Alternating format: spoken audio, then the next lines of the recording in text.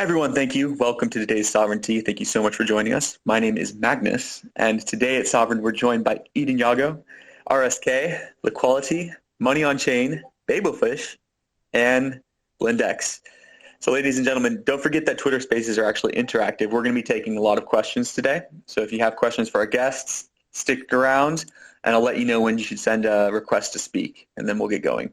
So I'll do a quick introduction for everyone. We're joined by Edan Yago. He's our in-house guest here at Sovryn. He's a Bitcoin OG and an early contributor to the Sovryn protocol. He's been in the space since 2011. He's founded multiple Bitcoin-focused companies, and he believes that Sovryn plays a crucial part in creating a world built on Bitcoin. Welcome, Yago. Thank you. Hello. Hello. Yes, we're also joined by the folks from RSK/Rootstock, who define themselves as the most secured blockchain for smart contracts in the world. That's secured by the Bitcoin network. Welcome, Gabriel, if you can hear me. Yes. Thank you very much. It's a pleasure to be here. Awesome. And we're still waiting for Sergio. He should pop on any time now. We're joined by the folks at Simon at the Liquality wallet. It's a well-known browser extension crypto wallet with built-in atomic swaps. Thanks for coming on. Hey. Happy to be here. Also joined by Mary from MoneyOnChain. It's a protocol that consists of a stablecoin, a HODL token, and a leveraging mechanism, all of which are backed in Bitcoin. Thanks for coming on, Mary. Hi, thank you very much for the invitation. Glad to be here. Yes. Also, we have Babelfish on board, the DAO money protocol. They call themselves the simplest and most useful thing in the DeFi universe, absorbing, aggregating, and distributing USD-pegged stablecoins across chains. Can you hear us, Babelfish? Yes, thank you. Energizing to be in this space. Great. And sorry, what was your name? Who's on board on the account, so I can call you instead of Babelfish? Yes. Yes, I'm just here on behalf of the community, but you can find me on Discord and on Twitter at $Crypto. Gotcha. Cool. $Crypto, welcome. And last but not least, we have Blindex, who's a multi-currency stablecoin platform that lets anyone mint, redeem, swap, trade, and invest without the need to be exposed to Forex when trading. So thanks everybody for coming. To break as an icebreaker and to lighten the mood, I always like to tell a little Bitcoin joke. Bear with me, folks. What's the difference between Bitcoin and NASA? Anybody know? Well, Bitcoin's actually going to the moon. Awesome. Thank you. Very good. Oh yeah. I'll do one more just because why not? Why did the Bitcoin cross the road? Because there was a fork up ahead. Oof. Oh yeah. Thank you. I am sticking to my day job, folks. Okay, so we'll start off with a question for the founder of RSK, Gabriel Kurman. Could you give us the story of Rootstock and what the inspiration was that led to its creation? Yeah, sure. Absolutely. So as many of you know, the original ideas around building Rootstock started in Latin America. And we have a long history of having a pretty broken financial system with hyperinflations, with family members losing all their life savings over and over every decade, with capital controls.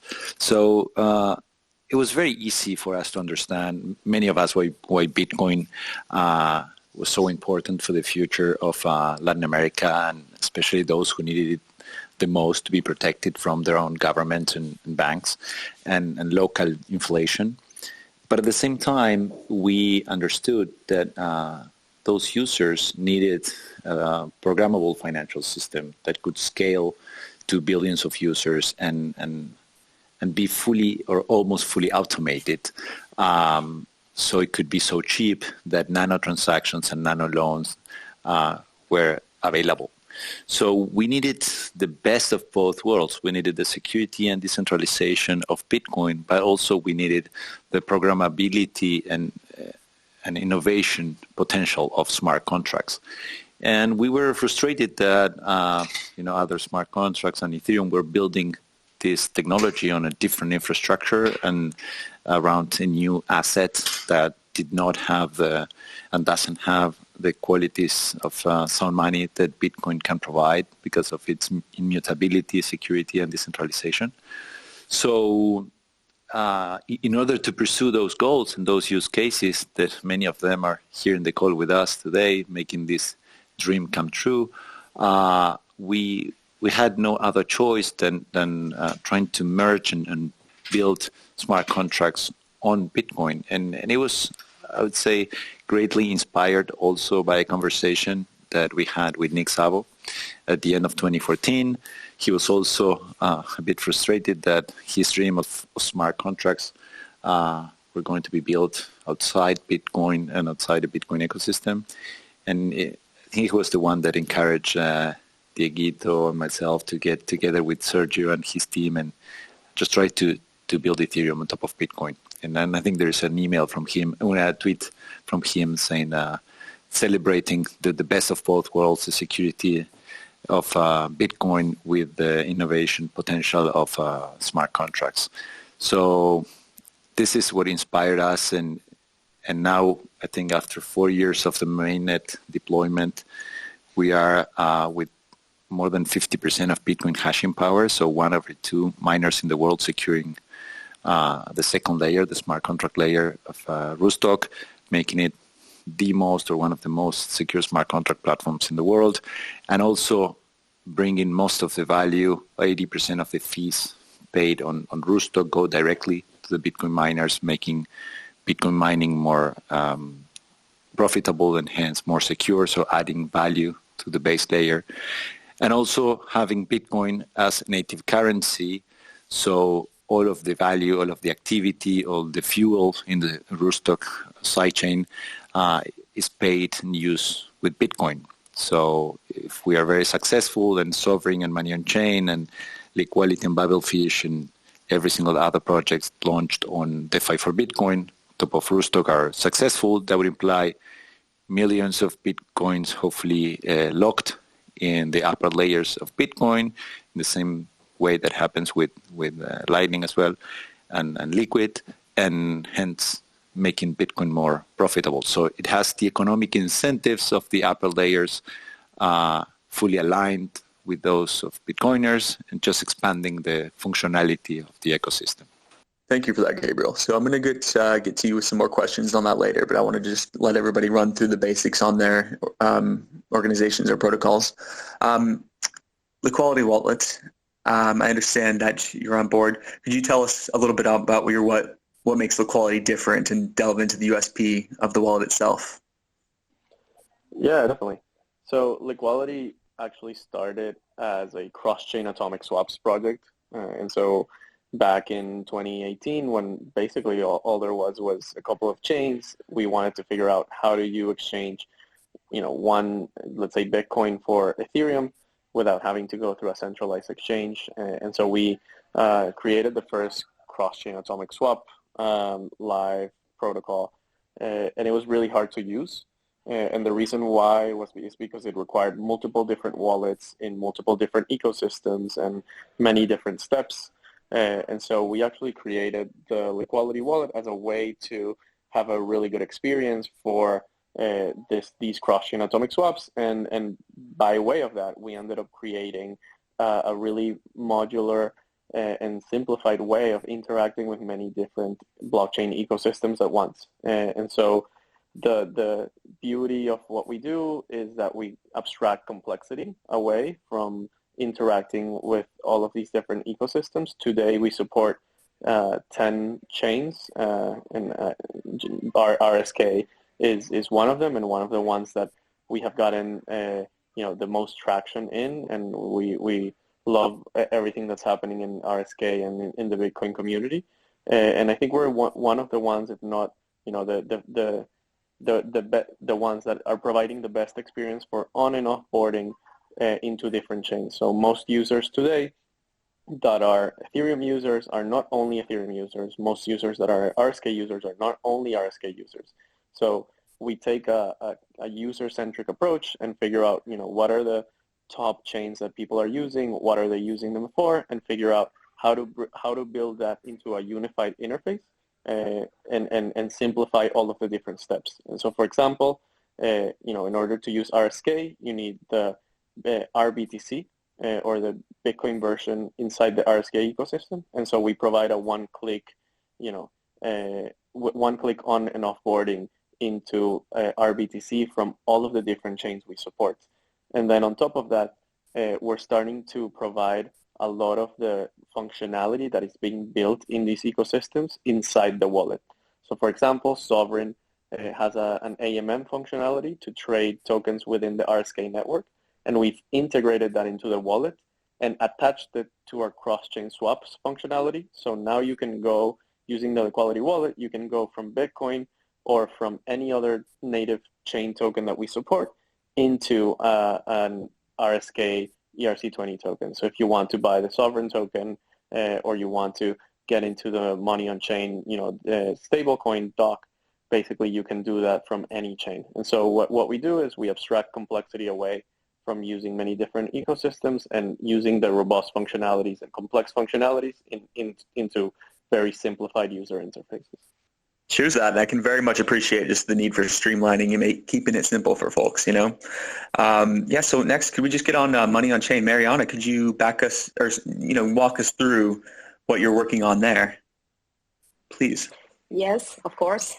Thank you. So at MoneyOnChain, what we have been trying to do is to bring Bitcoiners the idea of still hodling their Bitcoin through other BPro, adding liquidity to the stablecoin protocol in order to enable one of the most solid stablecoins, that is DOC, that is 100% backed in Bitcoin.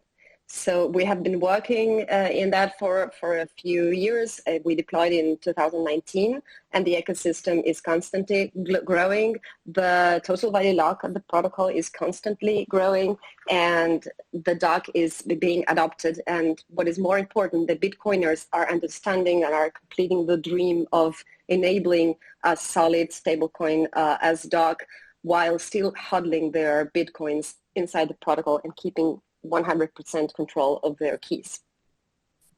Brilliant. Thanks for the recap. Appreciate that.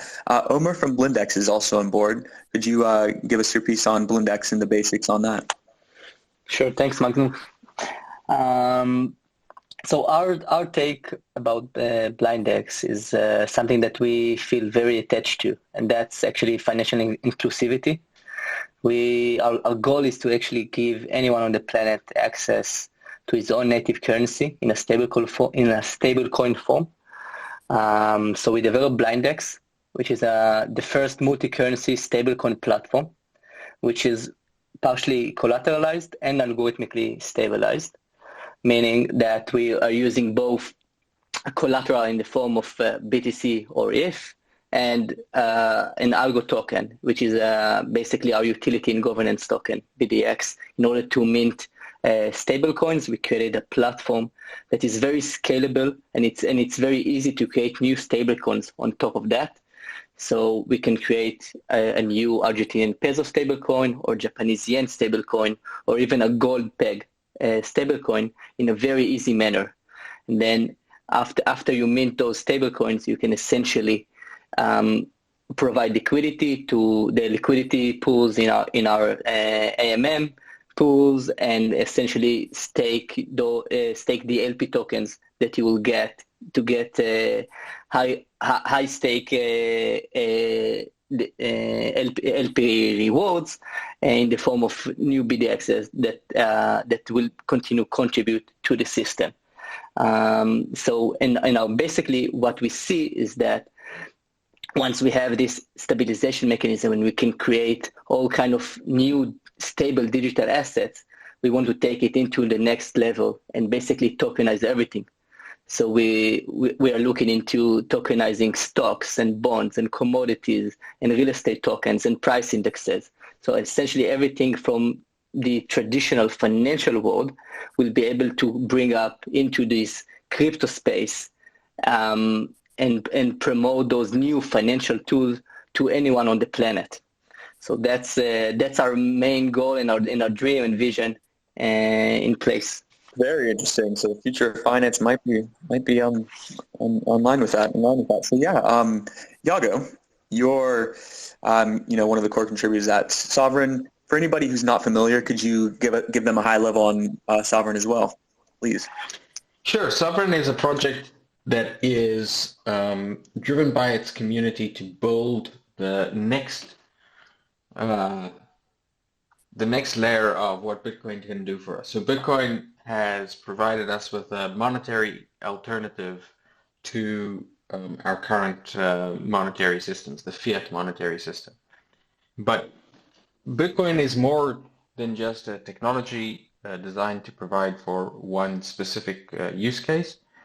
We think that Bitcoin is a way of viewing the world, a way in which we can build permissionless, globally accessible, uncensorable, and incorruptible institutions like the monetary institution, secured and using Bitcoin as its base, and basically create a different kind of world. So we want to build a new world upon Bitcoin. And what that means is creating a world in which individuals are the primary sovereigns in the world. They're the ones who decide how they're going to choose to live their lives, and ultimately they're in control of their funds, they're in control of how they interact with other people, and they can interact with anyone globally in a free way. So, if you think about Bitcoin as money for a free market world,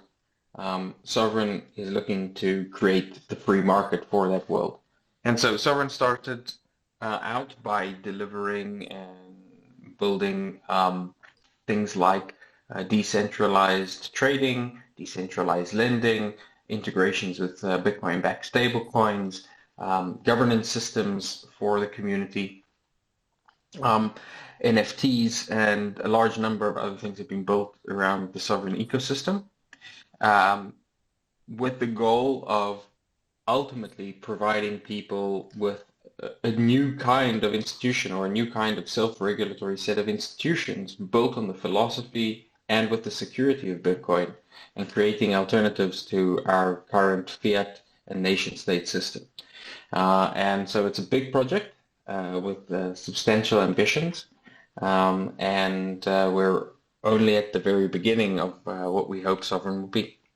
Brilliant. Building tools to stay sovereign, become and stay sovereign. We also had Babelfish's dollar crypto. Could you do the same with telling us about your USD peg stablecoins? Sure, happy to. So Babelfish launched less than a year ago on RSK through the Sovryn's Origins platform. And the idea that it set out to solve, in essence, it's the problem that many people that are frequent DeFi users see when they seek yield or different activities in different chains, which is that you need these bridges, and every time that you're bridging from one chain to the next, you're getting wrapped assets, and every wrapped asset it's a different token, and so that requires you that once you get to a different chain, first you need that native chain sort of like token to pay gas fees, and then after that you need to use it first to swap it into ideally a stable coin that would be used in that chain where you're going. So what Babelfish sought out to resolve were this issue, but specifically for stablecoins, and with stablecoins in particular, dollar stablecoins are all competing to be basically the same dollar, and this market has grown very rapidly, right? So like 2 years ago, there was less than $10 billion of combined USD liquidity across chains, and today it's like 200 billion or so 20x in 2 years. And yet, it's not like you can access these $200 billion of liquidity seamlessly today. So what Babelfish creates is basically, it's a contract that accepts multiple flavors of stablecoins across chains and creates a meta stablecoin that in this case, it's directionally, enhancing liquidity and bringing liquidity over to RSK. And the idea is to provide, protocols with deeper liquidity, users with better prices. The protocol also wants to hedge risk by voting through the DAO the percentage of each stablecoin that should be accepted. And soon, what the protocol wants to also start doing is to lend as part of, also increasing security. Instead of having all of the funds locked in different bridges, it could also be lent out to, what so-called blue chip DeFi protocols like Aave and Compound, that, this also helps to not only put the funds at use, and they can be called at any time, but also to provide a yield to users, or potentially to use that yield to then accumulate some Bitcoin insurance in RSK, so smart Bitcoin, and potentially even lending that out as well. So there's a lot of cool innovation that we're excited to see being developed, and we're super happy to be doing this on RSK. I think all of the DeFi that's built with Bitcoin inside, it's just starting. And RSK is sort of like the ecosystem to be, all the projects that are being represented in this voice, Twitter voice, are, just give you a glimpse of all of the things that will be, that users will be able to do, powered by RSK, but also by working together with the composability provided by the nature of the space. Brilliant. Thank you, Dollar Crypto, for that synopsis. And yeah, I guess leading back into RSK, as you're saying, we have Sergio on board from RSK, Sergio Lerner. He's able to get on. We've been hearing word on the street is that the first Bitcoin-based NFT marketplace, Carnival, has just went live in Latin America.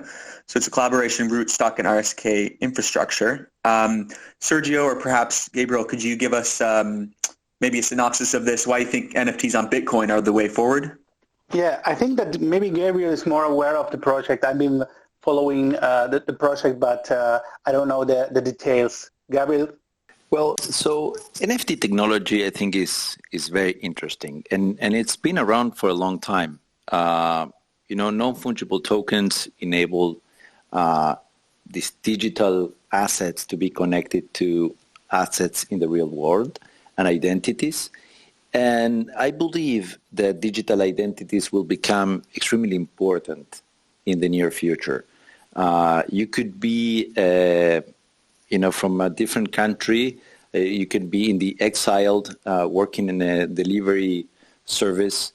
And, after many years, your online reputation might be more valuable as a collateral to get a loan than your national ID. And I like the experimentation that is happening on the art industry. I hope that this will enable artists to commercialize their art and use it as digital collateral to get loans and be able to prosper in life. But I'm particularly more excited in this as an experimental technology, seeing real decentralized marketplaces, as they will become building blocks of the financial system of the future. And there's a lot of interest and excitement in the art community around NFTs. And I think what Carnival is trying to do is just to add a curation to try to avoid the hyper speculative part of it and just be closer to the artist and use blockchain technology to empower these Latin American artists to be able to have a voice, to show their talent, and hopefully to monetize their digital art. But I think there is something even more interesting or more like midterm regarding the potential of NFTs as digital versions of identities or digital reputations or assets like real estate or any other type of property that will play a very interesting role in the future. And everything that we are doing right now, playing on marketplaces and art, will very soon be deployed on many other industries. And definitely as a Bitcoiner, I want this to happen on top of Bitcoin infrastructure and on top of the Bitcoin ecosystem. I understand that Gold 2.0 and the store of value is by far the most important use case of Bitcoin. But I also believe that all this innovation that we are seeing and all these amazing projects that are participating in the code today and Carnival with the NFTs are just making Bitcoin-based layer stronger and are ensuring and showing the world that any technology built on an altchain, on another blockchain that is interesting enough will eventually be ported into a Bitcoin sidechain and secured by the Bitcoin network. So that's extremely interesting for me because I see all other altcoins moving to proof of stake with all the problems that we already know, and basically those owning the assets, making the rules, which is everything that is wrong in our current society. And it's great that we're going to see all those technologies also available and secure on top of Bitcoin sidechains and secured by Bitcoin proof of work. So I'm very excited about what's happening on Carnival and any other NFTs marketplaces for the artists in Latin America that are starting to use it to promote their art, but also because of the implications that these technologies built on Bitcoin could give us in the future. Thank you for that. Just for our audience to know, if you'd like to request to speak, you can submit your questions because we have all these guests and we have lots of people to get to. So feel free to request to speak. If you have any questions, we'll get to them right away. I was going to ask Gabriel, so you're focusing on the Latin market for now. Are you planning on expanding that target audience soon or in the future? Or what's the plan for that? So I'm not directly involved with the Carnival project. But as far as I understand, they are mainly focused on Latin America right now because there is an angle of curation and really knowing and getting direct contact with the artists. You know that in some other marketplaces, we've seen it's like people selling NFTs that are actually not the authors of the art. And I think this is what Carnival is trying to solve, hence be very close to the regional artists is the way to ensure that the art is actually being sold by the actual authors. So as far as I understand, at least for now, they're focused mainly in Latin America. They're going to be present, as many of us, in Bitcoin 2022 in Miami. So everyone that wants to learn more about any of the projects on the Rootstock ecosystem and Carnival can join us in Miami and ask all the questions. Brilliant, thank you. We do already have our first audience question from David Soroy. Do you want to have the floor, please? Yeah, awesome. Thanks, Magnus. This is a question for the RSK team, Sergio and Gabriel. Can you discuss bringing rollups to RSK and I guess a series of questions, perhaps what conversations led you to pursue ZK Sync 2.0 as opposed to other solutions? Maybe if you're willing to share an idea of where development is currently at, and then also what potential limitations or roadblocks are kind of realistic for those of us that aren't deep into the tech. Okay. As I mentioned several times, I see that rollups are a great technology to expand the capabilities of any layer one, in this case I'm referring to RSK, having a Turing complete smart contract. We have in the research team in IAV Labs, we have ported ZK Sync 1.0. We had it perfectly working. We tested on testnet. We run the proof servers, and this is something that no other team apart from the ZK Sync team did. So we measured the RAM usage, the cost of running the server. So I think that the technology is there. It's up to the community to take this forward. Our platform fully supports ZK Sync 1.0. 2.0 is not ready to be tested because they are still finalizing it. But we have tested also Aztec on RSK testnet. So I think that in the short term, we will see these networks flourish on RSK. I guess a quick follow-up. It's my understanding that ZK Sync 2.0 is on testnet right now, and I heard rumors that it was being tested on RSK. So is that incorrect?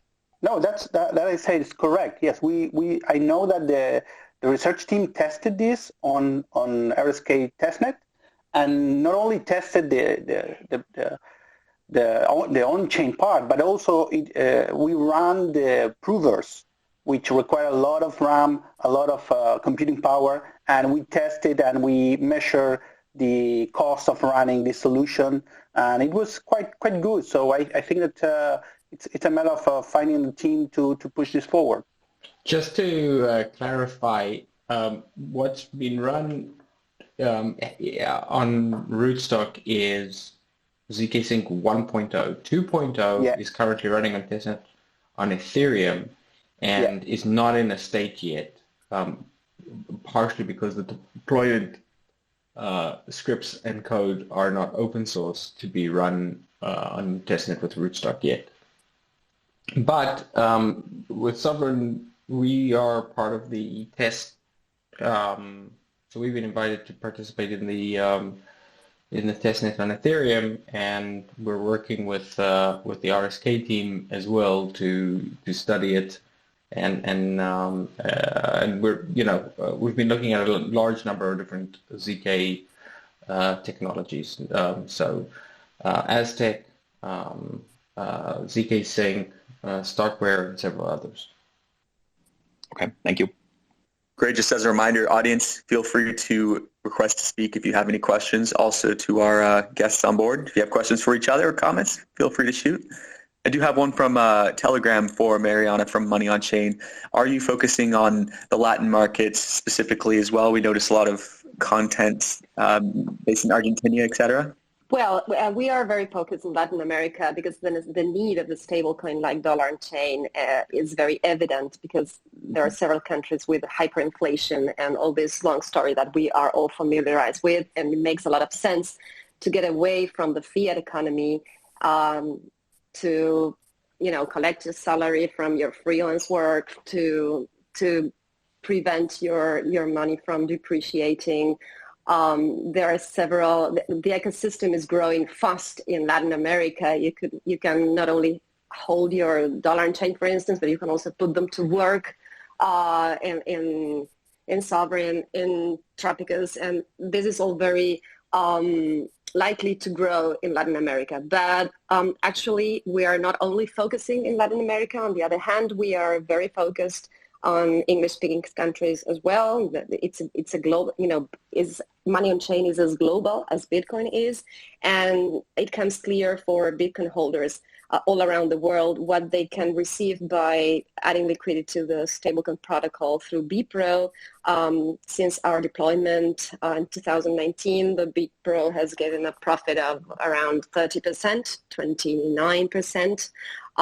Historical performance. It's very solid. It's a very robust protocol. It's a very smart way. It's a no-brainer if you're a Bitcoin holder to have at least part of your Bitcoins in the MoneyOnChain protocol. So maybe because of how the market works, the dollar and chain adoption is more likely to happen in South America, although several Bitcoiners in South America are holding BPRO at the moment. Then it's about time. I think that explosive growing, it's kind of, sometimes it's dangerous. I think that we have been growing consistently and people are understanding the differences between one stablecoin and the other. So maybe they choose a weak one for daily transactions, but when they are trying to HODL to make profit, they are going through more solid options, and that's how dollar and chain becomes evident and an option for them. Okay, thank you for that. It's funny, we have a similarly related question coming up from Discord from Juan Alvaro. It's a general question for all our guests. Do you support the legalization or making a Bitcoin legal tender in your respective countries? So I can give my opinion about that. So it's very interesting. What legal tender means is actually everyone is obliged to accept it. Now, this is how a legal tender works, and it comes from the fiat world, right, where basically fiat money does not have any value, and the only reason why people are accepting is because you have to. If you are a merchant and you don't want to accept your legal tender money, then you go to jail or your shop gets closed. So there's a part of the legal tender that we as Bitcoiners, of course, we don't like, because we want people to be able to accept their own type of money and let money be created by the community and adopted by the community and not forced top-down by government. Now, what we've seen in El Salvador, and if anyone thinks different, I would really love to hear their opinion, but I think what El Salvador did was very smart because there are a lot of interests around the world in many multilateral organizations that have been definitely built to protect the dollar. They've been created after Bretton Woods, and their main goal is not to protect users or people around the world, but to protect the dollar and the elites who control and benefit the current financial system. So if you just let people accept Bitcoin, this is great, but we will probably see a bunch of banks and corporations, receiving phone calls from their headquarters or the governments back home saying like, don't you dare accept in Bitcoin, right? We don't want competition for the dollar. This is what is at stake in the world right now. So I think by making it legal tender and forcing every merchant in El Salvador and every bank to accept it and, creating a wallet that enables the conversion from dollars to Bitcoin at zero cost with all the problems that custodian wallet has. But still, they just didn't let anyone have an argument to say no. And also, the government is being fully complained with the international laws and anti-money laundering. They get freeze accounts, which is not giving anyone an excuse to intervene on or to send Marines to El Salvador, which is something that we should all protect, because there's a battle going on in geopolitics now, and I think everyone making Bitcoin legal tender in their country is seen as a threat to the worthless dollar as a global standard. So those are my thoughts. I think it's something that is very positive. If we start getting in the next couple of months more and more countries accepting Bitcoin or making it freely available in their countries, or even making it legal tender. But in the long term, I think it's positive because it will get users contact with the technology and access to Bitcoin. In El Salvador, we have now 4 or more than 4 million out of 6 in total that have downloaded the Chivo wallet and received the $30 airdrop in Lightning. So this is amazing, and I would definitely love to see that in Argentina, in Brazil, in Uruguay, and in basically any other country of Latin America. The problem is that many of these countries have very important deficits that they cover with inflationary tax. So it's in favor of the populations, but it's against the government, because the government needs to, at least like in Argentina, cover their deficits with inflationary tax and printing more money out of the blue. So, having Bitcoin available is just too risky for them. In the case of El Salvador, given that they had a dollarized economy, they were suffering all the debasement from the US dollar and none of the benefits. So it was a no-brainer for them. So I don't know, maybe Panama or Ecuador, who are the other 2 dollarized economies in the region, could be first movers. But I would definitely think we need to see more countries adopting this technology, because before the big ones do, so to have a more fair and egalitarian world after this transition. Thanks, Gabriel. I see that Paul Stork has joined us. Paul is the lead developer behind Drivechain, which is a way of developing more trustless sidechains. Paul, I've invited you to speak. So if you accept the invitation, you can join the conversation. And I think there's, anyone who has questions about sidechains, Rootstock, or the projects here, feel free to ask a question. I think in the meantime, hopefully Paul will be able to join us. What we've been seeing over the last year, and particularly over the last few months, I think has been a significant increase in the Bitcoin community around developing and building on Bitcoin. There's a growing appreciation that if we want Bitcoin to be useful as a monetary asset, we need to allow it to integrate with the tools that would use that monetary asset in as trustless way as possible.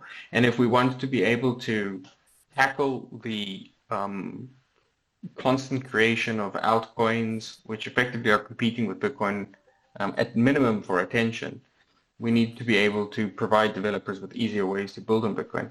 Sergio, I'd be interested to hear your views on the progress we've been making with sidechains, and perhaps more importantly, what do you see the roadmap for Bitcoin sidechains going forward?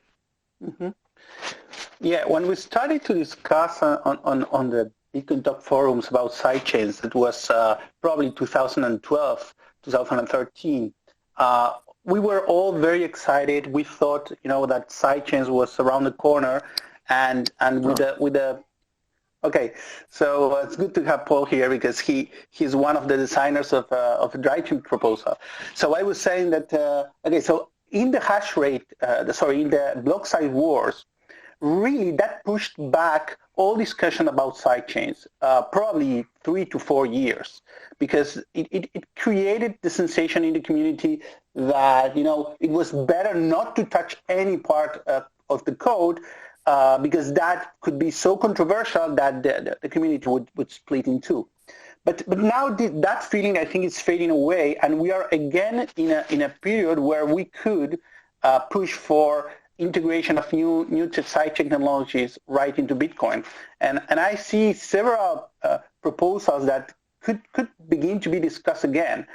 One is, of course, the Drivechain. We have the stateful Drivechain proposal that Paul can talk more about it, and the stateless proposal, the stateless Drivechain proposal that I proposed in 2016. Both of them would be great additions to Bitcoin.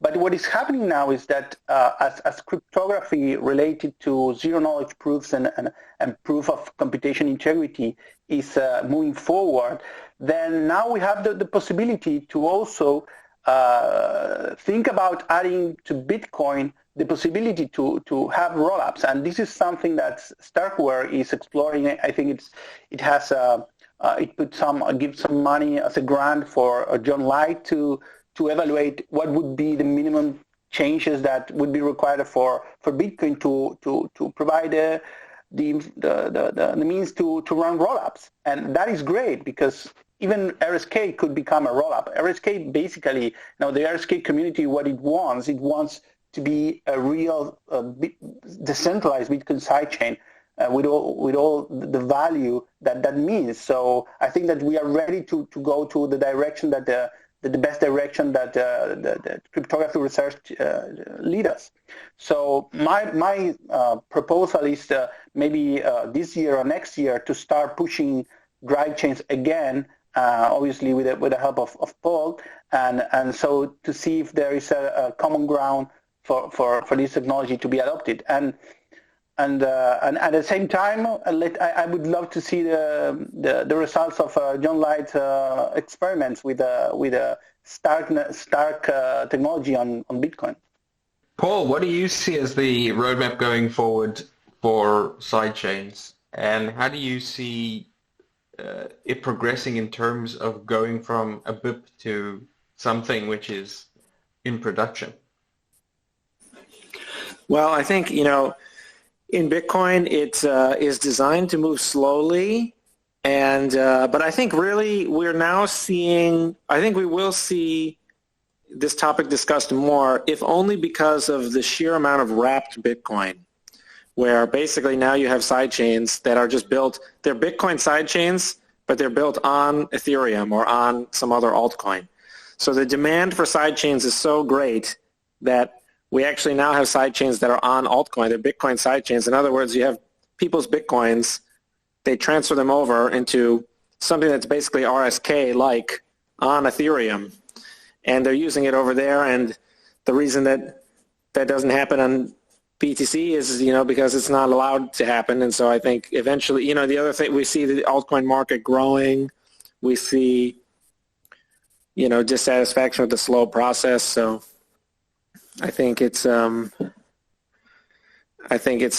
are the things that we're going to see move it kind of. It will be eventually driven by demand from users, I think, which is the only way that it can happen. Although that's also, I also wonder about like to what extent the regular users actually even understand any technical debate. I think a lot of things activated in the past, people mostly didn't understand them, but they just cheered for them anyway. So I'm not sure how that will happen. I do want to bring up one important thing, which is that I have BIP 300, which is Sergio says is a stateful implementation of this Drivechain concept.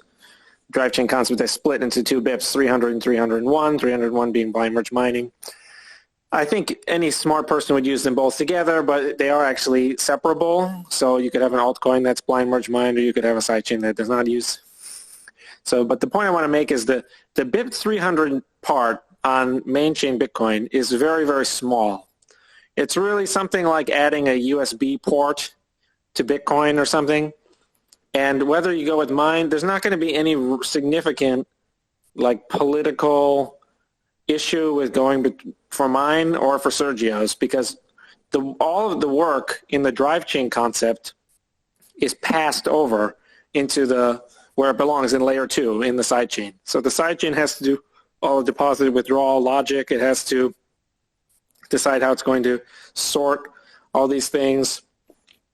It has to decide what a valid block is based on blind merge mining or based on something else. And so that's the logic. And then most of what I worked on is making these templates, and we now have some cool ones that you can download at drivechain.info, and we're going to have some more very soon. But we have like a Zcash sidechain. We have a sidechain of the latest version of Bitcoin Core that has like Taproot on it and stuff. So we have this kind of like, so most of the work is pushed over there, and the BIP 300 part is actually like something like 1%, 2% of the whole Drivechain idea, just like SegWit or just like a 2 of 2 multisig is a tiny, tiny part of the Lightning idea, but that's the only part that shows up on chain. So I wanted to mention that, I suppose. I don't know if any of that made any sense. That was kind of a rambling speech. Paul, Sergio, what are your opinions on Drivechain versus ZK proofs as a mechanism for providing for sidechains? Personally, I think the ZK thing is a little bit overrated. I think it's good, but I think it's overrated. The real problem is data availability, is that someone has to be the server. Someone has to have all this data. You can't have no one make the data. You know what I mean? Like if you have a copy machine, but no one makes the first Bible, if there's no King James Bible anywhere on earth, then it doesn't matter if you have a copy machine. But someone has to have the part. And so this is an attempt to pass the buck. You need the data to be available. Basically, the ZK Snark thing, I just think it adds more confidence to maybe a light wallet. But if we had fraud proofs, that would accomplish the same goal. So I think I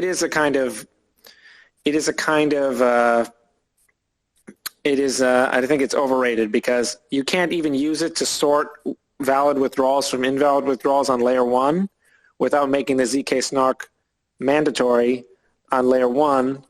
And if you do that, then you have a lot of other problems because the ZK Snark, the only way to audit it and tell whether or not it's working as designed is to actually get all the sidechain blocks and check all of them to see if they're following all the rules.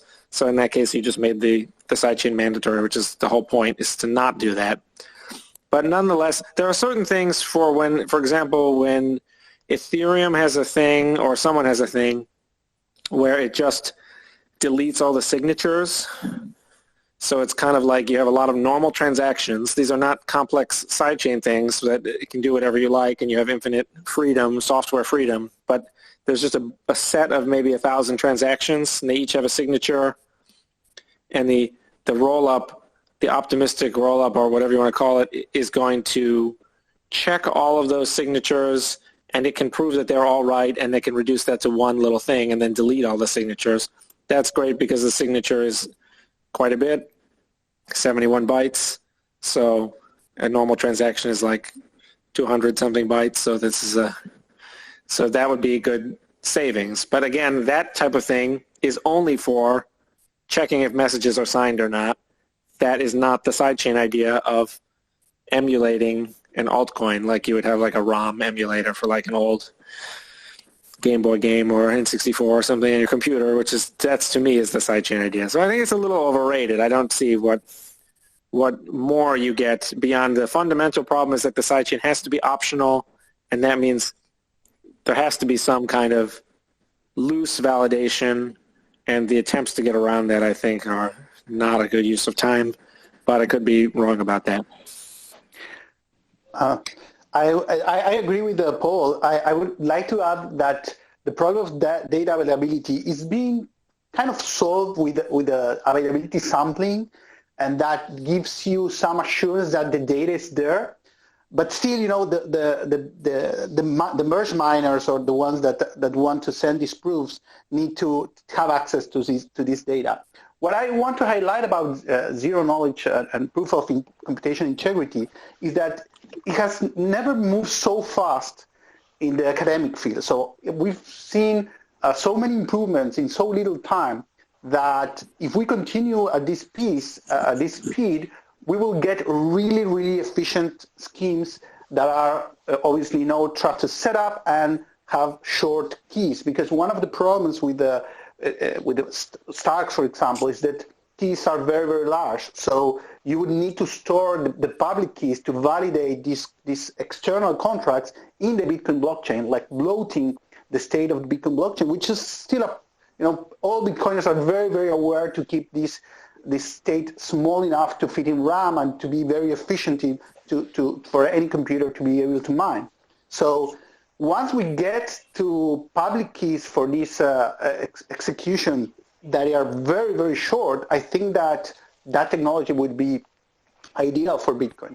And if we go back in time, Gregory Maxwell proposed this in 2011. It was called coin witness. And so the idea to validate external contracts in Bitcoin is very, very old. So I think that what we've seen is technology moving forward at such a speed that I think that this technology will be added to Bitcoin in the next 5 years. Yeah, I wanna ask a question. I'm sorry that I'm maybe shifting the discussion from a very technical one to actually talk a little bit about the usability of those side chains, and maybe a little bit to ask Simon how they are playing with that, with their atomic swaps, and the movement of assets between the chains, and if they are looking into something in that space. Yeah, no, definitely. Thank you. And I think this is what definitely goes to what Paul was talking about a little bit before, where he was saying, at the end it will come down to the users and how we present it to the users. And so, I think that a lot of the ideas in Drivechain and Sidechains are incredible. They're still at the level, that we haven't seen real usability around those sidechains. I think in the Ethereum ecosystem, I believe Argent is the first, usable prototype of CK Snarks that we're seeing. In terms of Liquality, what our approach mainly has been is, what is working already, what has adoption, what type of ecosystems and sidechains have adoption, and then we figure out how to include them in our chain abstraction layer. That ends up being, how do we include them in the interface? The main component, what I will highlight is that even if it is sidechains or a traditional, L1 chain, to the user, they are still, different interfaces and different ecosystems. And so if you think about, let's say, RSK, Bitcoin, Polygon, all of these are actually, today are treated as different ecosystems, regardless of whether they're a sidechain or a layer one. And so from our job, from the usability perspective, from the wallet side of things, is how do we take that and make it seem so that it's not really different ecosystems. You're just moving around in one kind of like one unified interface. And yeah, that involves, you know, atomic swaps. That involves setting up interfaces with liquidity providers on the end of the chains, or the last mile of each chain.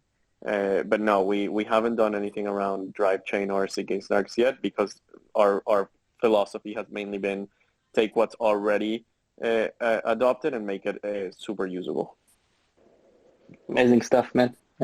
Appreciate the work that you are doing, and just FYI, we are working very hard now to integrate our swaps into Liquality, so hopefully it will be there soon. Well, I just had a follow-up for Sergio.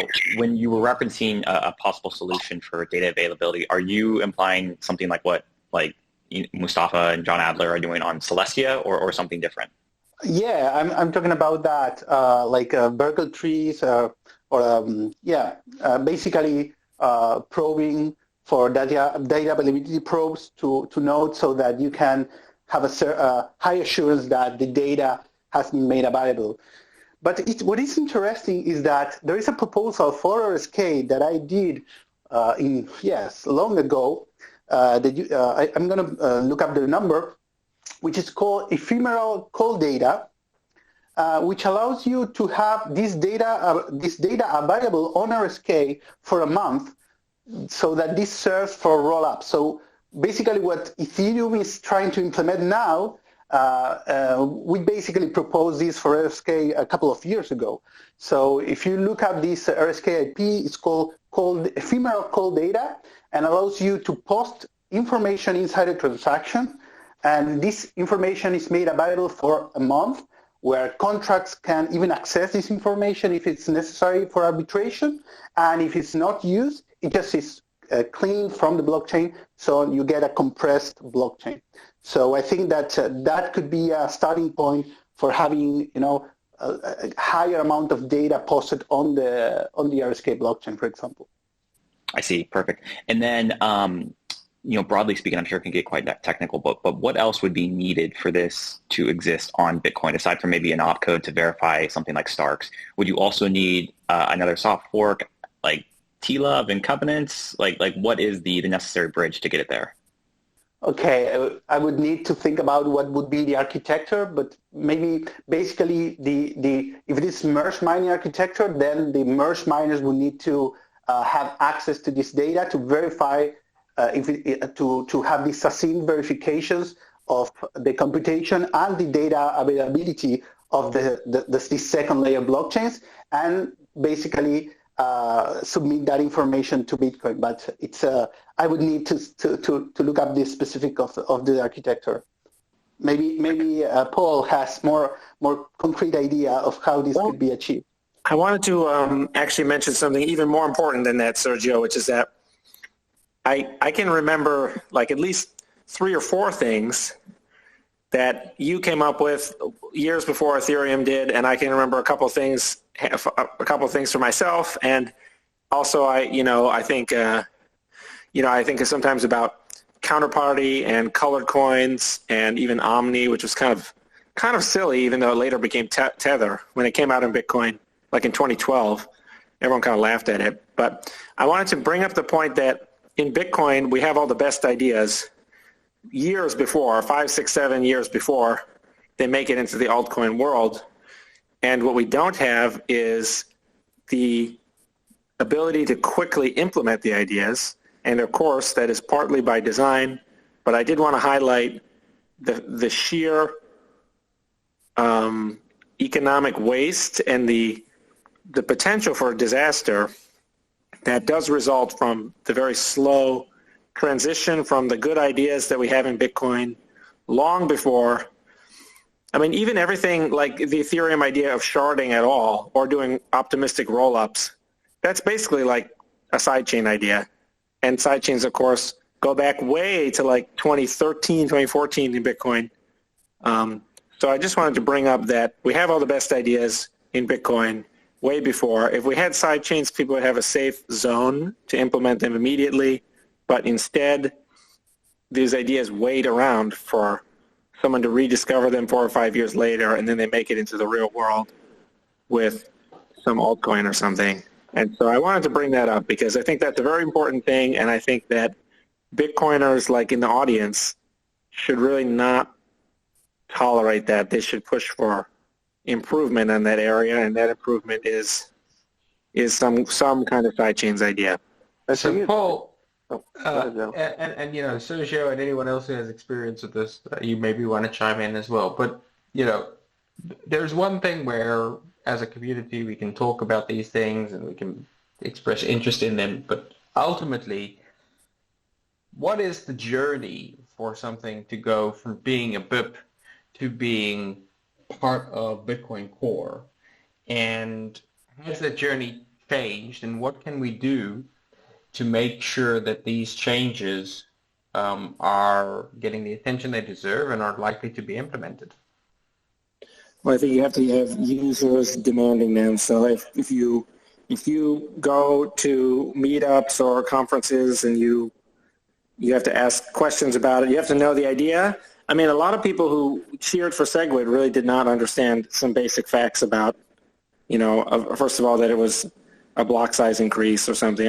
Quite a few prominent of the most like militantly belligerent maximalist type people, they admitted on Twitter later that they didn't realize it was a block size increase at the time till like long after it happened. And it was the gulf of time between when it was proposed in December 2015 and when it finally happened in August 2017. That was an enormous amount of time for them to learn. So I would say normal people have to learn the idea, but of course that's difficult. I mean, these questions are, I would say really that no one actually knows how something becomes a BIP, something goes from being a BIP to being implemented in Bitcoin. I think, you know, remember Francis Pouillot had the idea that it should never go through Bitcoin Core, and it should always be something, even if it's a soft fork, even if it's something like Taproot, it should be a challenge from outside, and then with users and miners, they should prevail to activate it on a subset of the network, and then Core should be sort of forced almost against their will to become compatible with the new. So that was kind of a radical idea, but I would say that no one actually knows for sure. I would say that the only defense is for people to learn the idea and how it benefits them and how not having it is going to be a problem for you. And if you don't feel that going without it is going to be a problem, then maybe the idea just isn't that good, but it shouldn't be implemented into Bitcoin. Mm-hmm. I have lots of thoughts about that. This is an ancient conversation about governance. I have a question for Paul and for Sergio as well. How about implementing it in Litecoin? Now, learning from what happened with SegWit. Maybe just, we don't have to convince anyone. Just, No, I think that could be a good idea. I don't. Litecoin, as I understand it, is mostly just a patch. It's Bitcoin plus like a patch set or something. So I think that would be fine. I don't know if they. I remember seeing tweets about people wanting to do that. I think that's a good step, although I'm not sure that you can generalize from this some kind of process. Like there's no formal process. There's no one formally in charge of Bitcoin because by design, because people don't want to be sued or held responsible for what people do with Bitcoin. So it becomes this kind of European Union type thing where no one is in charge and therefore all the politicians can escape blame. But everyone feels as though they have some representation, but the whole thing is a kind of bureaucracy. So I think, is it the case that it was because of Litecoin that people got more familiar with SegWit, or was it just people decided they wanted SegWit and then they used this as a kind of performance? It's very hard to tell, like what actually contributes. The big thing was in the past that, oh, sorry, Sergio, why didn't you? I've been talking for a while, rambling about nothing. No. I just wanted to say that from my experience, the main criticism for any proposal is the use case. I mean, you have to first have the use case. You have to first have the users, and then you go and ask for a change. Because essentially, Bitcoin has no problem. Bitcoin could be, as it is forever. So people should feel there is a need for something else. And the only way I find to show there is a need is to have a user base. So I think that what we are doing with RSK, that building this user base will be tremendous help for finally adding a technology like Drivechains to Bitcoin.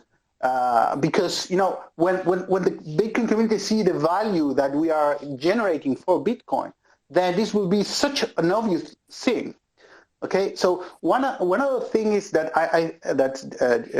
Gabriel mentioned, and I'm working on that, is to implement Drivechain technology on some other blockchain, one of the top blockchains. And I was discussing with people about doing this in one of the top blockchains, so that, you know, by doing this, even if, you know, I don't like altcoins, I don't like other blockchains, but by doing so, we can show how this technology can go to practice and how can it be used.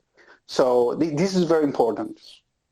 I'm going to perhaps, I'm just representing Babelfish here, which is, you know, in a very distant way related, because Babelfish at the end also wants to, you know, facilitate people getting, you know, Bitcoin insurance, or, you know, just a way for them to accumulate an insurance in Bitcoin, just like the protocol wants to do for the protocol itself.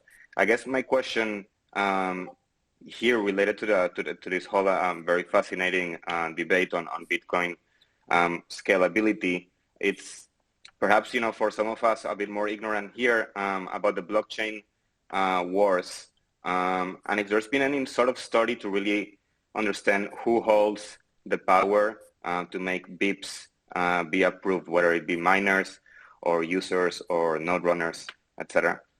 Thanks.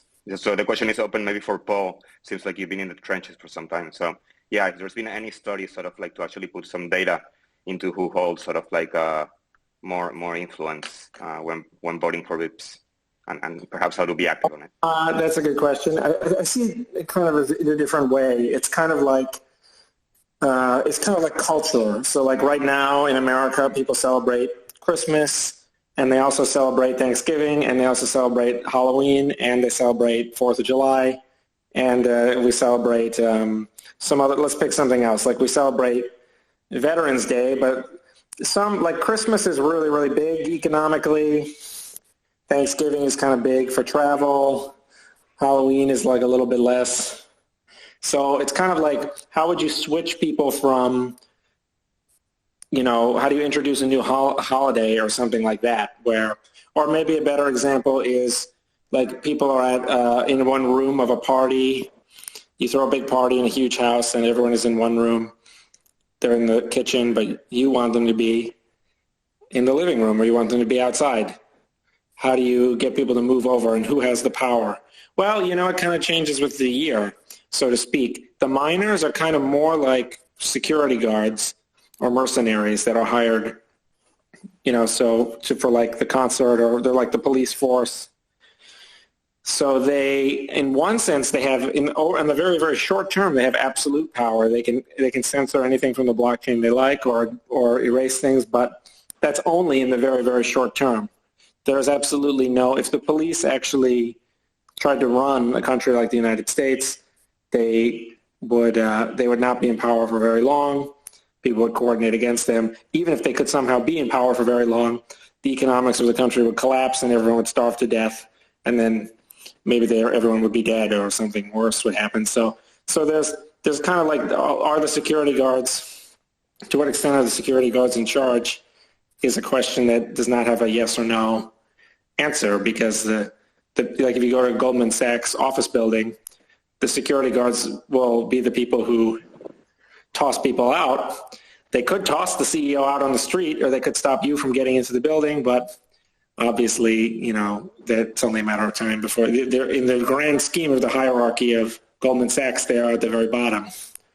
So then you have devs who have special powers because they have replaceable, they are not easily replaced, and they have special skills, and then of course you have the user, the customer is always right. So it is a kind of a difficult question to answer about the whole who has the power to change what, because like I was saying with the culture example, everyone could just change their mind. And I'm trying to think of maybe if there's an example of a holiday that someone just added sort of for fun. Kind of there's a modern trend of like a Friendsgiving, which is that like the Wednesday before Thanksgiving, you don't spend it with your family at all, but you hang out with old friends. You invite them over. I think that's kind of new, and that just kind of started because people wanted to start doing that, and no one could stop them. So. Sure. Yes, I was just, the question was coming more from an angle of, the same way that there are, efforts directed towards, lobbying, actual like politicians, and it's, a completely different system to, the examples that you were giving. It was just coming from a place of, what sort of like narratives and, different interests that can help, rally all of these different, users of the network. Thanks. Appreciate it. I've got a question for the stage. Which is a more important justification for sidechains as a means for the advancement of Bitcoin? First, the capacity for sidechains to offer Bitcoin-focused developers a way to create Bitcoin-based blockchain technology, such as for privacy, scaling, or financialization, and have those sidechain tokens not be competitive with Bitcoin in the way that independent altcoins are. Or secondly, the capacity for merged mined sidechains to increase Bitcoin miner revenue, which is so important as the subsidy declines. In summary, which do you think is more urgent and important, developer inclusion or the security budget as a sidechain advocate? Well, I really think the first is the more, what I really stress about sidechains is that we have an issue now. One of the many problems that sidechains solve is the issue of activation and of who controls what, and of the ossification of the protocol. So I kind of, from my point of view is a little biased because I'm so pro sidechain. But basically, I don't get, I came up with this years ago, and I don't get why people don't agree with it. And so if you had a sidechain thing where in the protocol, with no humans talking to each other, people can add or remove sidechains, then we would never need to edit the Bitcoin software again. So the software would stop changing. We wouldn't need to update if someone, Andreas Antonopoulos, wrote a book, Mastering Bitcoin, or you could write the book and it would never change. And then all the issues of who do we lobby, blah, blah, blah, which the flip side of that is, of course, that proof of stake Greenpeace thing that we heard about earlier, where people say, well, we're going to spend $5 million or whatever, blah, blah, blah, to try to get Bitcoin to change from proof of work to proof of stake. You can see how that would just be ridiculous. If the protocol actually could ossify, then it would just be like trying to change long division or trying to change something, that Gaussian elimination for a matrix or something. It's just something that's fixed the way it is, and it would never change. And so that, from my point of view, is we just make this one change, then we have the protocol ossified, and we also have the unlimited ability to have flexibility. And there's also a competitive struggle. This is the moral issue of choice. So I see it as a moral issue, in addition to being obviously a superior idea in 400 other ways. But there should be a competitive struggle for the user's money, the user's investment. And that is the one thing that altcoins do give the world that Bitcoin does not, and not in the sidechain world, which is the tragedy that we can't offer people this, which is that we say, if we say, when we have a whole cohorts of people who say this very loud and proud, we say, if you don't like what we're doing in Bitcoin, you can just, you're screwed, basically. You have no recourse. But I think that there should be some kind of a struggle. There should be different flavors of Bitcoin, and people should be able to choose. If you have something where Roger Ver wanted larger blocks, and there were miners willing to mine that, and there were devs willing to work on that, and there were users who wanted to use that, and it could have been done easily without affecting the users who only wanted small blocks, and in fact, only by helping by the merge mining revenue pool, the second thing you mentioned. So to me, I'm full all in on this first thing. I just don't get why, this is good for us. This is good for technical innovation. It's good for keeping the protocol locked down and keeping it conservative. It's good for human creativity, for freedom and letting people try their own bad ideas, and we can all learn from their mistakes. This is the Friedrich Hayek currency competition that he wanted, but he didn't know that he wanted, where it's the same 21 million coins, but the monies can do, not only are the money just a passive rock, but they can do all kinds of different things, not just teleport around the world to different people, but they can be stored in people's heads and used for crazy things, smart contracts and whatever. So that, I think, for that reason looms so large in my mind that I don't know why anyone thinks about anything else, frankly, at all. That is my answer. I have one more thing that I think that the most important thing now is neither the technology nor the security budget. I think that the most important thing now, and this is something that we that have been in both in Ethereum ecosystem and in Bitcoin ecosystem know, is the excitement that, a huge amount of developers together in hackathons, in academics can bring. So this is what we are looking for now, not the technology. We all know that the market is not big enough to, I've been working in scaling RSK for 5 years, and still we don't need to scale so much. I have the best scaling technology, but we don't need it yet. What we need is that excitement and that amount of developers and community that, pushes for the same platform. And that's what I would say. All right. Well, thank you for that question, Henry from BlockFi. Appreciate it. Do we have any other questions before we wrap up? Any audience questions? Feel free to request to speak. Guests on the panel, if you have questions for each other, any comments, feel free to say right now. Anybody? I have another quick question for Paul, maybe Sergio or anybody else. A lot of the Bitcoin maxis kind of, when they discuss Drivechains, they give the abstract kind of like idea of like, oh, it changes miners' incentives, right? And I think that idea is that if some sort of protocol on a side chain, can somehow accrue huge gargantuan amounts of money, that it can essentially generate more revenue than the block subsidy or the fees the miners would otherwise get. And then so it could compel or coerce them to act differently. And that's something that a lot of the people in kind of my circles bring up. And I'm just curious your response.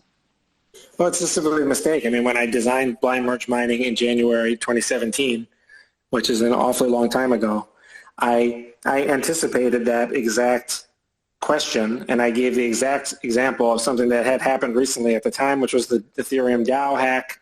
And so in blind merge mining, you can reorg the sidechain without reorging the main chain. And in fact, still, regular users who don't even need to run a main chain Bitcoin Core client that is compatible with BIP 300 or 301. This is a fully ignorable soft fork, is one of the most ignorable in all the classes. There's many soft forks, some of which, like SegWit, are actually kind of mandatory.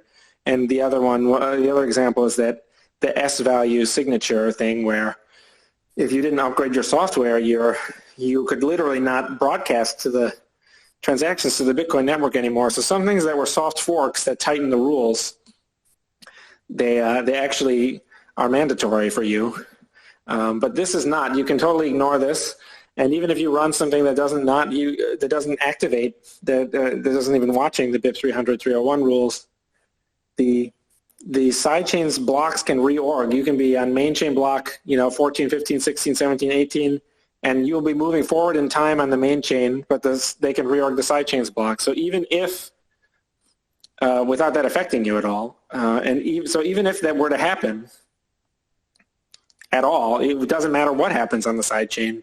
One bit, the miners can and with blind merge mining again, the people who are choosing the order of the sidechain blocks and potentially reorging them, that set of people by design is not the layer one Bitcoin miners. I would imagine that since it's so cheap that a bunch of miners would be doing everything at once, or pool operators just to get a view into anything, but it's not required at all.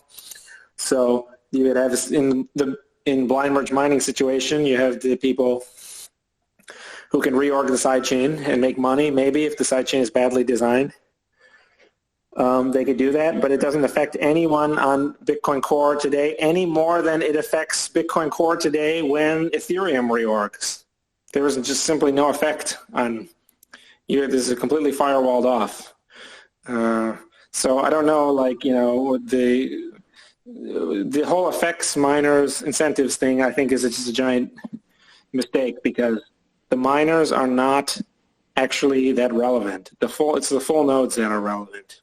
The miners are forced to do all kinds of things that full nodes are not forced to do. So, for example, miners have to do these different tricks to get cheap power, like fracking or whatever, the flaring of the natural gas, oil from, and they have to get cheap power. But full nodes don't have to do that at all. So, the whole conversation is upside down. I think that if you're worrying about miners' incentives, that's fine. But the whole design is that the miners are inferior to nodes. So the only thing that is relevant is the nodes' incentives. So I think the whole thing is upside down. Perhaps I'm not understanding, but as a simple example, if Drivechains gets implemented and then Drivechain A becomes this huge dominant force that just generates mass revenue, it's a gargantuan hit, and it's making so much money, and then all of a sudden, tiny little Drivechain B tries to compete, could Drivechain A essentially go to the miners and be like, look, we're going to pay you just to censor Drivechain B? Like literally just don't do it. We're the kingpin. I wrote an enormous post about that, like in September 2016, or maybe, I know it's September 2015, and then I wrote 2 videos, huge videos about it. One of them was called, I think it was called Smart Contract Ecology or Sidechain Ecology, which is about the sidechains. The sidechains can and probably will try to attack each other. And that is actually a good thing because when the dust clears, the miners will want to keep around the portfolio, the set of sidechains that maximizes their financial remuneration. So that will include the highest Bitcoin exchange rate and the highest quantity of transaction fees. And that's a good thing because it's quite possible for many good sidechain designs, such as the Oracle sidechain, to be sort of infested by parasite mirror sidechains, or for one sidechain to just decide that it's going to, as a smart contract, not even as a decision or a policy, they may say, well, we'll write a contract on sidechain C such that if sidechain B is reorganized, then we'll pay the miners this money, but only if there's this, 7-block reorg or something. So the sidechains can be very, very mean to each other, but again, it's all firewalled off where it does not affect the people who are running layer 1 Bitcoin Core. There's no sense in which a sidechain gets really big. When a sidechain gets really big, like you use that phrase, the only thing that means is that a high portion of the 21 million coins have been deposited into it, but it doesn't mean anything else. It doesn't mean like there's no ability for the sidechain to trump the main chain in any specific sense, any sense that's specific to sidechains. I don't know. Does this make any sense? Yeah, I think so. All kinds of pause on questions. You have a ton of content. It's a lot to sift through, but thank you for all your answers. I would like to add. I in a post called Modern Merge Mining I did a couple of years ago. I analyzed that scenario with some new papers that were published.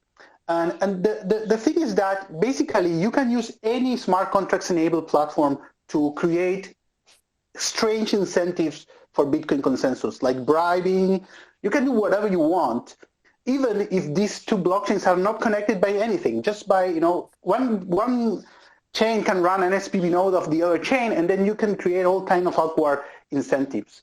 So these are called cross-chain incentives, or cross-chain consensus incentives. And essentially, the only the community must be very, very vigilant for these incentives to exist. But there is no way until they happen. There is no way to prevent them. There is no way. I mean, even if you prevent sidechains, they cannot occur in Ethereum. If there was a war between the Ethereum community and a Bitcoin community, they could do that. So essentially, the role of the community is to be vigilant of any attempt from one sidechain to attack another sidechain, and ban it in the community. Yeah, but I want to emphasize that the miners actually have an incentive to actually do that, whereas other people could just maybe kick back and relax, as they say, because if sidechains are affecting each other or the main chain, it will result in a bad user experience. So now the miners in their roles as a security guard, they will end up suffering because either people will stop transacting or the price of the coin will fall. And so they actually have an incentive to try to get it right. And that is why, and I designed all this into BIP 300 about like it's it's slower to add a sidechain. It's like it's possible to overwrite a sidechain, but that's very, very slow. But I have all the timing kind of spec'd out. Not that it's necessarily perfect or anything, but this is like a very old idea as far as I'm concerned, that everything can affect everything else. I mean, the idea of like can affect anything else.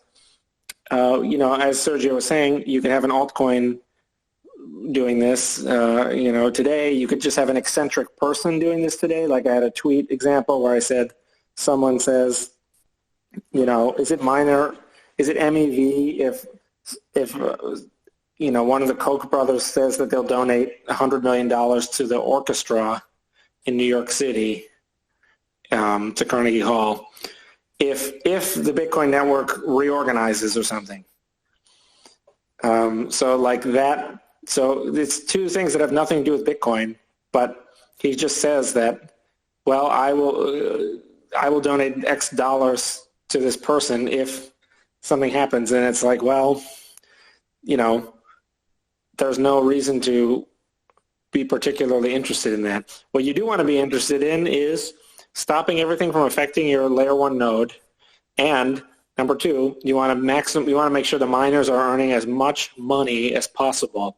They want to be taking in lots and lots and lots of BTC, and the BTC wants to have the highest price. That is going to make sure that they are completely ignoring everything else. Those are the the only two things that you can affect. Those are the only two things anyone should focus on. Everything else is not, it's not a reasonable thing to actually think about.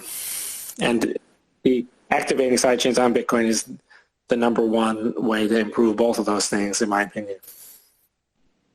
I see. This might just be for me, but if you guys are willing to post links to the papers that you guys reference after this Twitter Spaces, that'd be great. And thanks again. All right, folks, I think that's a great cue to wrap up. We've had a really interesting space, quite long actually as well. Thank you to all of our guests who have joined us, from RSK to Babelfish to MoneyOnChain, Blindex. We appreciate you all very much so. And also thank you to Paul for joining us as well, for popping in. Be sure to catch all of us at our joint booth at Bitcoin Miami 2022. We're going to be spreading the word across the Bitcoin world. Be sure to follow us at Sovryn BTC if you'd like to keep up to date with us. Also find us on Telegram at Sovryn Bitcoin. Again, thank you, RSK, Liquality, MoneyOnChain, Babelfish, Blindex, for joining us. It's been a great space. Muy pronto tendremos un espacio en español. Si quieres hablar, por favor, envíame un mensaje. So we'll have a Spanish space very soon if any of you would like to join us. I know a lot of you are based in Latin America. Thanks again, everyone, for joining us. Have a great rest of the day, every day, wherever you might be in this world. And remember, stay sovereign. Thank you very much, y'all.